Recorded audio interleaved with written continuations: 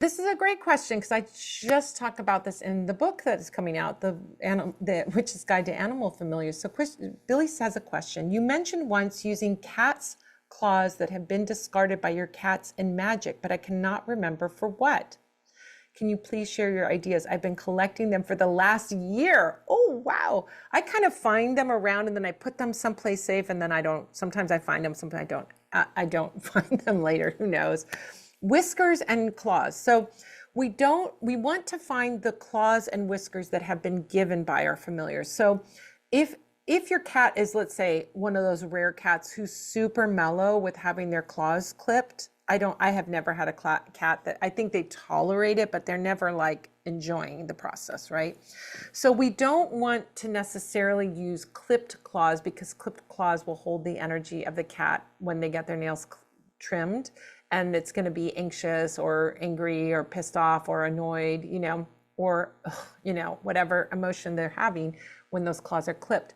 However, cats, unlike dogs, scratch and their nails sort of naturally break off layers, right? So we can find a claw shed, I would call it a claw shed that has been shed by the cat around the house, on their scratching pads, or, in your furniture or whatever they're scratching, right?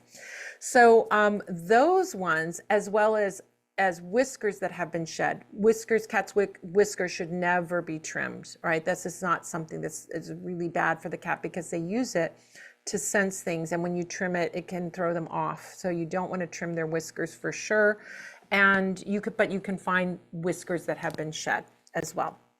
Cat's claws think about what a cat uses its claws for. It uses them for protection, right? They're scratching something. There's also an aspect of claws that's like grabbing something. They use their claws for grabbing, they use their claws for protection. So we can use cat claws in spells where we want to get something and possess something, right? Hold on to something or hold on to something tightly. Or we can use them in spells of protection. What can you do with them? Well, if you have one claw that you found around, you can add it to a charm bag. You can put it next to your candle in a candle spell. You can put it on your altar. You can do any of those things. You can put them in a charm bag, hang it on your doorknob to protect your home. Any of those things, you can use it in any of those ways.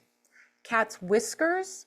I'm going to go into cat's whiskers since why not? Since we're already here. Cat's whiskers that have been shed are a magical little wishing tool. You can burn a cat's whisker, and I have the spell for this in the Witch's Guide to Animal Familiars, as you make a wish. Beautiful little spell to do. This is like a wonderful magical way to use those cat whiskers.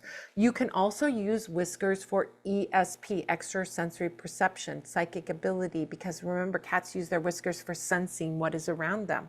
So we can use those in our spells to develop those gifts, our clairs, our clairvoyance, our psychic ability, our divination, whatever. We can add those, or we can use it generally to light it, burn it, and make a wish. Or like I said, if you want to make a little charm bag for better psychic senses and having that extrasensory perception, you can use it for that as well.